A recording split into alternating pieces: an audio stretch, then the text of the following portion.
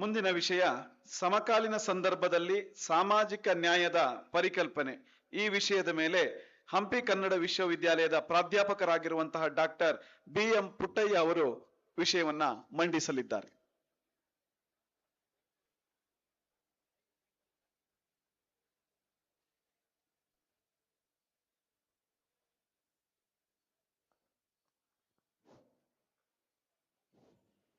ಹಿರಿಯರೇ ಮತ್ತು ಸ್ನೇಹಿತರೆ, ದಾವಣಗೆರೆ ಜಿಲ್ಲಾ ಕನ್ನಡ ಸಾಹಿತ್ಯ ಸಮ್ಮೇಳನದ ಸರ್ವಾಧ್ಯಕ್ಷರು, ನನ್ನ ಹಲವು ವರ್ಷಗಳ ಹಿರಿಯ ಒಡನಾಡಿಗಳಾಗಿರ್ತಕ್ಕಂಥ AB ರಾಮಚಂದ್ರ ಪ್ರಸಾದ್ ಅವರೇ, ಈ ಗೋಷ್ಠಿಯ ಅಧ್ಯಕ್ಷತೆಯನ್ನು ವಹಿಸಿರ್ತಕ್ಕಂತಹ ನಾಡಿನ ಹೆಸರಾಂತ ಚಿಂತಕರು, ಹೋರಾಟಗಾರರಾಗಿರ್ತಕ್ಕಂತಹ ಡಾಕ್ಟರ್ ಸಿದ್ದನಗೌಡ ಪಾಟೀಲ್ ಸರ್ ಅವರೇ, ವೇದಿಕೆ ಮೇಲೆ ಇರತಕ್ಕಂಥ ಎಲ್ಲ ಗಣ್ಯರೇ ಮತ್ತು ಸಾಹಿತ್ಯಾಸಕ್ತರೇ, ಈ ಗೋಷ್ಠಿಯಲ್ಲಿ ಬಹಳ ಮುಖ್ಯವಾಗಿರ್ತಕ್ಕಂಥ ಥೀಮ್ಗಳನ್ನು ಚರ್ಚೆಗೆ ಇಟ್ಟಿದ್ದಾರೆ.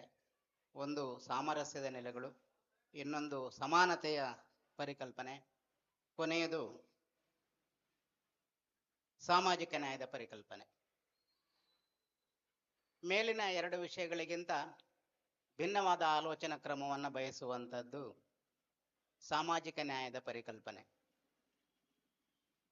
ಇಂಡಿಯಾ ದೇಶಕ್ಕೆ ಅಧಿಕಾರ ಹಸ್ತಾಂತರ ಆಗಿ 76 ವರ್ಷಗಳು ಗತಿಸಿವೆ. ಇಂಡಿಯಾ ದೇಶದಲ್ಲಿ ಭಾರತದ ಸಂವಿಧಾನವನ್ನು ಕಾನೂನು ಗ್ರಂಥ ಎಂದು ಸ್ವೀಕರಿಸಿ 74 ವರ್ಷಗಳು ಸಂದಿದವೆ. ಈ 74 ವರ್ಷಗಳು 77 ವರ್ಷಗಳು ಕಳೆದ ನಂತರವೂ ಕೂಡ ಈ ನೆಲದಲ್ಲಿ ಸಾಮಾಜಿಕ ನ್ಯಾಯದ ಬಗ್ಗೆ ಮಾತಾಡೋದು ಇದು ಘನತೆಯ ವಿಷಯ ಅಲ್ಲ, ಇದು ವಿಷಾದದ ವಿಷಯ. ಇದು ಯಾಕೆ ವಿಷಾದದ ವಿಷಯ ಅಂತಂದ್ರೆ, ಸಾಮಾಜಿಕ ನ್ಯಾಯ ಸಮಾಜದಲ್ಲೇ ಸ್ಥಾಪನೆ ಆಗಿದ್ದಿದ್ರೆ ಈ ವಿಷಯ ಚರ್ಚೆಗೆ ಬರ್ತಿರ್ಲಿಲ್ಲ, ಇದನ್ನು ಕುರಿತು ಮಾತಾಡುವಂತ ಅಗತ್ಯ ಕೂಡ ಇರಲಿಲ್ಲ. ಈ ದೇಶದ ಕಾರ್ಮಿಕರು ನಮಗೆ ಸಾಮಾಜಿಕ ನ್ಯಾಯ ಸಿಕ್ಕಿದೆ ಅಂತ ಹೇಳಿದ್ರೆ ಈ ವಿಷಯ ಚರ್ಚೆ ಅನಗತ್ಯವಾಗುತ್ತೆ. ಈ ದೇಶದ ಮಹಿಳೆಯರು, ಈ ದೇಶದ ಆದಿವಾಸಿ ಅಲೆಮಾರಿಗಳು ನಮಗೆ ಸಮಾನತೆ ಸಿಕ್ಕಿದೆ ಅಂತ ಹೇಳಿದ್ರೆ ಈ ವಿಷಯ ಚರ್ಚೆ ಅನಗತ್ಯವಾಗಿತ್ತು. ಈ ದೇಶದ ನಿರುದ್ಯೋಗಿಗಳು, ಭಾವಿ ನಿರುದ್ಯೋಗಿಗಳು, ಹಾಲಿ ನಿರುದ್ಯೋಗಿಗಳು, ಮಾಜಿ ನಿರುದ್ಯೋಗಿಗಳು ನಮ್ಮ ಬದುಕಿನಲ್ಲಿ ಸಾಮಾಜಿಕ ನ್ಯಾಯ ದಕ್ಕಿದೆ ಅಂತ ಹೇಳಿದ್ರೆ ಈ ವಿಷಯದ ಚರ್ಚೆ ಅನಗತ್ಯವಾಗಿತ್ತು. ಹಾಗಿದ್ರೆ ಈ ವಿಷಯನ ಕುರಿತು ಮಾತಾಡುವುದು ಘನತೆಯ ವಿಷಯ ಅಲ್ಲ, ಇದು ವಿಷಾದದ ವಿಷಯ. ಈ ವಿಷಾದದ ಹೊಣೆಗಾರಿಕೆಯನ್ನು ಯಾರು ಹೊರಬೇಕು ಅನ್ನೋದು ನನ್ನ ಪ್ರಶ್ನೆ. ಈ ವಿಷಾದದ ಹೊಣೆಗಾರಿಕೆಯನ್ನ ಯಾರು ಹೊರಬೇಕು? ಇದು ದಾವಣಗೆರೆ ಜಿಲ್ಲಾ ಕನ್ನಡ ಸಾಹಿತ್ಯ ಸಮ್ಮೇಳನ ಈ ಹೊಣೆಗಾರಿಕೆಯನ್ನು ಹೊರುವ ಅಗತ್ಯ ಬರುವುದಿಲ್ಲ.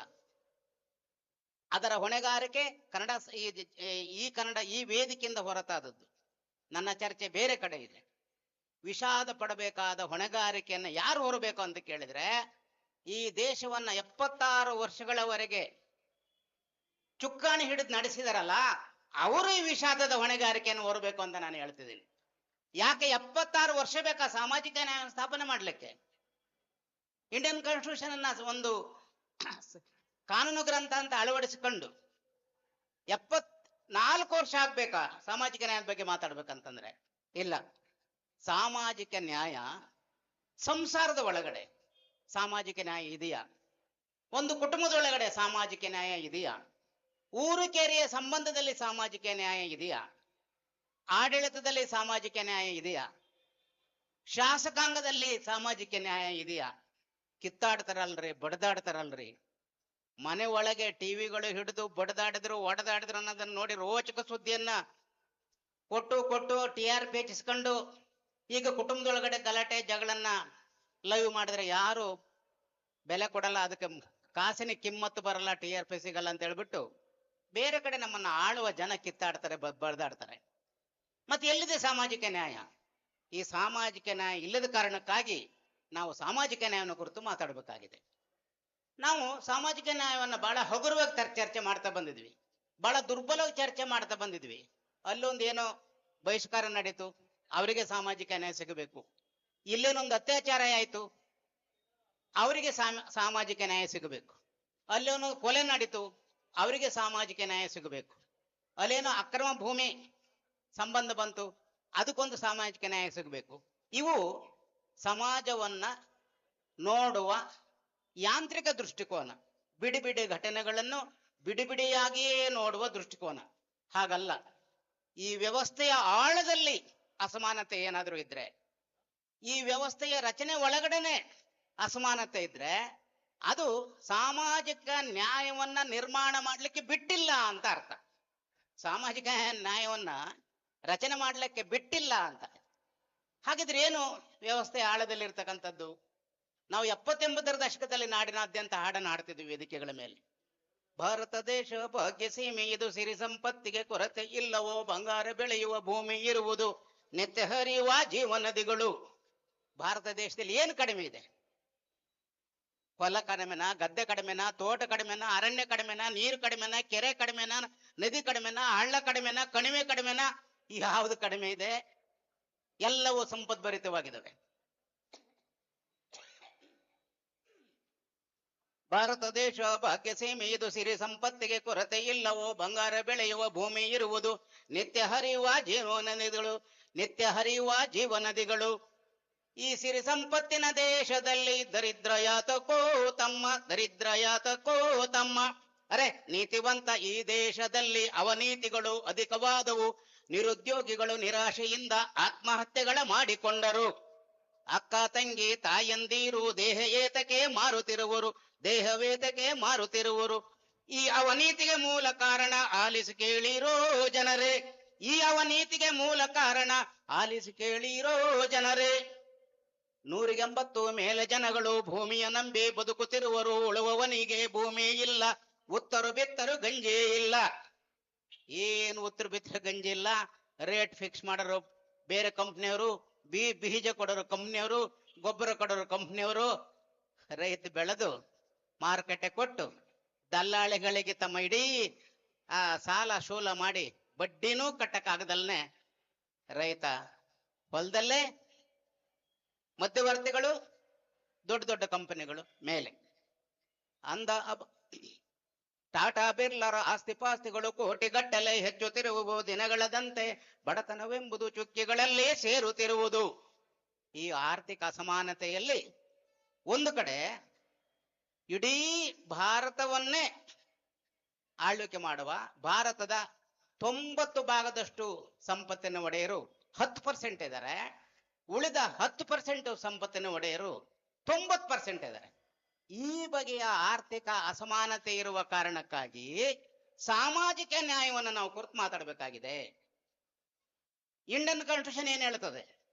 ಭಾರತ ಸಂವಿಧಾನದ ಅನುಚ್ಛೇದ 36ರಿಂದ 51 ರಾಜ್ಯ ನೀತಿಯ ನಿರ್ದೇಶಕ ತತ್ವಗಳು ಅದೇನ್ ಹೇಳ್ತದಪ್ಪ ಅಂತಂದ್ರೆ, ಈ ಸಂವಿಧಾನ ಜಾರಿಗೆ ಬಂದ ಅನಂತರ ಆರ್ಥಿಕ ಮತ್ತು ಸಾಮಾಜಿಕ ನೆಲೆಯ ಅಸಮಾನತೆಯನ್ನು ಕಡಿಮೆ ಮಾಡ್ರಿ ಅಂತ ಬರ್ಕೊಂಡಿದ್ವಿ ಸಂವಿಧಾನದಲ್ಲಿ. ಮಹಿಳೆಯರಿಗೆ ಪುರುಷರಿಗೆ ಸಮಾನವಾದ ಕೆಲಸಕ್ಕೆ ಸಮಾನವಾದ ವೇತನವನ್ನು ಕೊಡ್ರಿ ಅಂತೆಲ್ಲ ಬರ್ಕೊಂಡಿದ್ವಿ. ಆದ್ರೆ ಯಾರು ಕೂಡ ಆಳ್ವಿಕೆ ಮಾಡಿದ ಯಾವ ಸರ್ಕಾರಗಳು ಕೂಡ ಸಂವಿಧಾನದ ರಾಜ್ಯ ನೀತಿಯ ನಿರ್ದೇಶಕ ತತ್ವಗಳನ್ನ ಜಾರಿಗೆ ತರದ ಕಾರಣಕ್ಕಾಗಿ ಇವತ್ತು ನಾವು ಸಾಮಾಜಿಕ ನ್ಯಾಯದ ಬಗ್ಗೆ ನಾವು ಮಾತಾಡಬೇಕಾಗಿದೆ. ಡಾಕ್ಟರ್ ಬಾಬಾ ಸಾಹೇಬ್ ಅಂಬೇಡ್ಕರ್ ಅವರಿಗೆ ಬಹಳ ದೊಡ್ಡ ದೂರಗಾಮಿ ಆಲೋಚನೆ ಇತ್ತು. 1949 ನವೆಂಬರ್ 26ನೇ ತಾರೀಕು ಭಾರತ ಸಂವಿಧಾನದ ಕರಡನ್ನು ಸಿದ್ಧಗೊಳಿಸಿ ಪಾರ್ಲಿಮೆಂಟ್ ಅಲ್ಲಿ ಮಂಡಿಸಿ ಅವರು ಒಂದು ಸ್ಟೇಟ್ಮೆಂಟ್ ಅನ್ನ ಮಾಡಿದ್ರು ಬಾಬಾ ಸಾಹೇಬ್ರು. ಏನಂತ ಮಾಡಿದ್ರು ಅಂತಂದ್ರೆ, ಮುಂಬರುವ 1950ನೇ ಇಸವಿ ಜನವರಿ 26ನೇ ತಾರೀಕಿನಂದು ಭಾರತವು ಒಂದು ವೈರುಧ್ಯಾತ್ಮಕ ದಿನಕ್ಕೆ ಕಾಲಿಡುತ್ತಿದೆ. ಒಬ್ಬರಿಗೆ ಒಂದು ಓಟು, ಒಂದು ಓಟಿಗೆ ಒಂದು ಬೆಲೆ ಎಂಬುದು ರಾಜಕೀಯದಲ್ಲಿ ಸಮಾನತೆ. ಅಂಬಾನಿಗೂ ಒಂದೇ ಓಟು, ಅಂಬಾನಿ ಮನೆಯಲ್ಲಿ ಗೇಟ್ ಕಾಯನಿಗೂ ಒಂದೇ ಓಟು, ಇವರಿಬ್ಬರು ಸಮಾನರ? ಇದು ಸಾಮಾಜಿಕ ನ್ಯಾಯನಾ? ಬಾಬಾ ಸಾಹೇಬ್ರ ಪ್ರಕಾರ ಇದು ಸಾಮಾಜಿಕ ನ್ಯಾಯ ಅಲ್ಲ. ಒಬ್ಬರಿಗೆ ಒಂದು ಓಟು, ಒಂದು ಓಟಿಗೆ ಒಂದು ಬೆಲೆ ಎಂಬುದು ರಾಜಕೀಯದಲ್ಲಿ ಸಮಾನತೆ ಇರಬಹುದು, ಆದ್ರೆ ರಾಜಕೀಯದ ಈ ಸಮಾನತೆಯೇ ಆರ್ಥಿಕ ಮತ್ತು ಸಾಮಾಜಿಕ ನೆಲೆಯ ಅಸಮಾನತೆಯನ್ನು ಮುಂದುವರಿಸುತ್ತದೆ ಎಂಬ ಎಚ್ಚರಿಕೆಯನ್ನು ಕೊಟ್ಟಿದ್ರು. ಅದಕ್ಕಾಗಿ ಆದಷ್ಟು ಬೇಗ ಈ ರಾಜ್ಯಾಂಗವನ್ನ ಕಾನೂನು ಗ್ರಂಥ ಎಂದು ಸ್ವೀಕರಿಸಿದ ಮೇಲೆ ಆರ್ಥಿಕ ಸಾಮಾಜಿಕ ನೆಲೆಯ ಅಸಮಾನತೆಯನ್ನ ಕಡಿಮೆ ಮಾಡಬೇಕು. ಇಲ್ಲದೆ ಇದ್ರೆ ಇದರಿಂದ ನಲಿದು ಹೋಗಿರ್ತಕ್ಕಂಥ ಜನ ಸಂಸದೀಯ ಪ್ರಜಾಪ್ರಭುತ್ವದ ವಿರುದ್ಧ ಒಂದಿಲ್ಲ ಒಂದು ಬಗೆಯಲ್ಲಿ ದಂಗೆ ಹೇಳ್ತಾರೆ ಅಂತ ಡಾಕ್ಟರ್ ಬಾಬಾ ಸಾಹೇಬರು 1949 ಇಸ್ವಿ ನವೆಂಬರ್ 26ನೇ ತಾರೀಕು ಹೇಳಿದ್ರು. ಅನಂತರದ ಭಾರತದಲ್ಲಿ ಸಾಮಾಜಿಕ ನ್ಯಾಯಕ್ಕಾಗಿ ಬಹಳ ದೊಡ್ಡ ಹೋರಾಟಗಳು ನಡೆದು 1946ರಿಂದ 52ರವರೆಗೆ ಹೈದರಾಬಾದ್ ನಿಜಾಮನ ಸಂಸ್ಥಾನದಲ್ಲಿ ನಡೆದಂತ ತೆಲಂಗಾಣ ಹೋರಾಟ ಸಾಮಾಜಿಕ ನ್ಯಾಯಕ್ಕಾಗಿ ನಡೆದಂತ ಹೋರಾಟ. ಅನಂತರದ ನಡೆದಂತ ಅನೇಕ ಹೋರಾಟಗಳು ಸಾಮಾಜಿಕ ನ್ಯಾಯಕ್ಕಾಗಿ ನಡೆದಂತ ಹೋರಾಟ.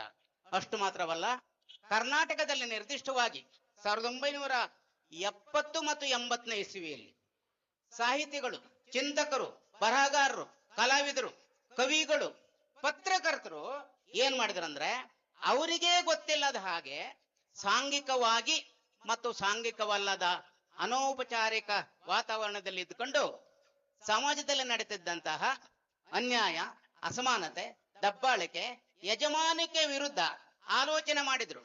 ಆಲೋಚನೆ ಮಾಡಿದ್ದನ್ನ ಬರವಣಿಗೆಯಲ್ಲಿ ತಂದ್ರು.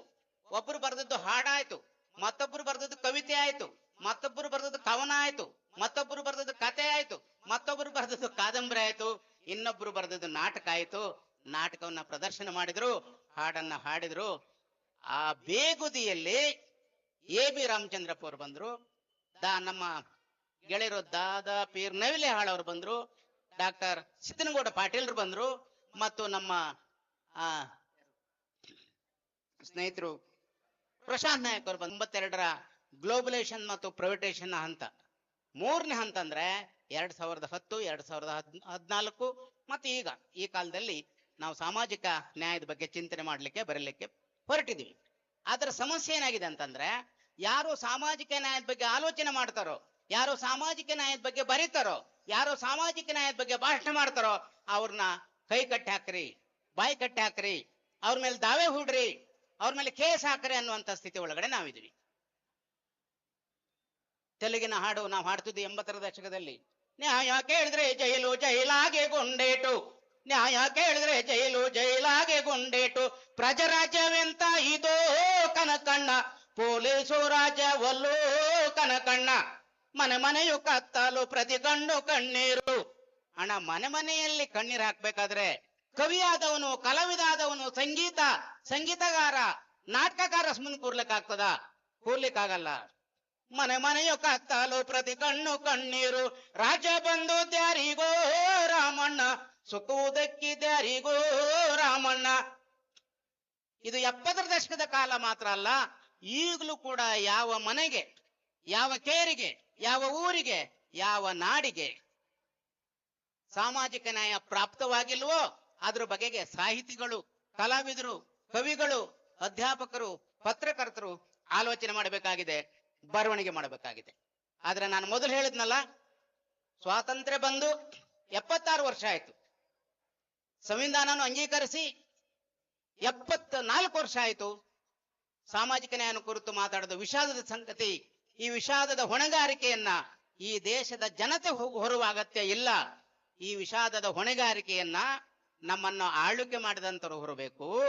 ಮುಂದುವರೆದು ಈ ದೇಶದ ಭಾರಿ ಭೂಮಾಲೀಕರು ಈ ಹೊಣೆಗಾರಿಕೆಯನ್ನು ಹೊರಬೇಕು, ಮಲ್ಟಿ ನ್ಯಾಷನಲ್ ಕಂಪನಿಗಳು ಈ ಹೊಣೆಗಾರಿಕೆಯನ್ನು ಹೊರಬೇಕು, ಸಾಮ್ರಾಜ್ಯಶಾಹಿ ಶಕ್ತಿಗಳು ಈ ಹೊಣೆಗಾರಿಕೆಯನ್ನು ಹೊರಬೇಕು. ಮತ್ತು ಸಾಮಾಜಿಕ ಬದಲಾವಣೆಗೆ ನಾವು ಅವಕಾಶ ಕೊಡಲ್ಲ.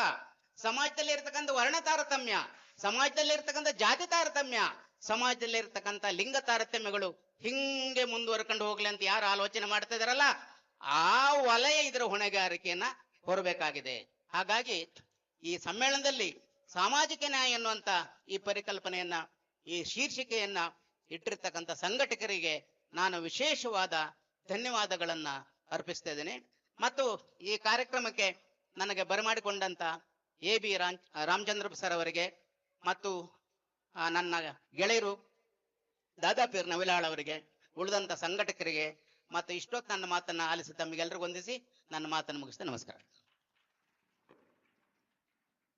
ಸಮಕಾಲೀನ ಸಂದರ್ಭದಲ್ಲಿ ಸಾಮಾಜಿಕ ನ್ಯಾಯದ ಪರಿಕಲ್ಪನೆ ಎನ್ನುವಂತಹ ವಿಷಯದ ಮೇಲೆ ಅತ್ಯಂತ ಸಮರ್ಥವಾಗಿ ತಮ್ಮ ವಿಷಯವನ್ನ ಮಂಡಿಸಿರುವಂತಹ ಹಂಪಿ ಕನ್ನಡ ವಿಶ್ವವಿದ್ಯಾಲಯದ ಪ್ರಾಧ್ಯಾಪಕರಾಗಿರುವಂತಹ ಡಾಕ್ಟರ್ B.M. ಪುಟ್ಟಯ್ಯ ಅವರಿಗೆ ಸಾಹಿತ್ಯ ಸಮ್ಮೇಳನದ ಅಂಗವಾಗಿ ಹೃತ್ಪೂರ್ವಕ ಧನ್ಯವಾದಗಳು ಹಾಗೂ ಅವರಿಗೆ ನಮ್ಮ ಸಾಹಿತ್ಯ ಪರಿಷತ್ತಿನ ಪರವಾಗಿ ಗೌರವ ಸಮರ್ಪಣೆ.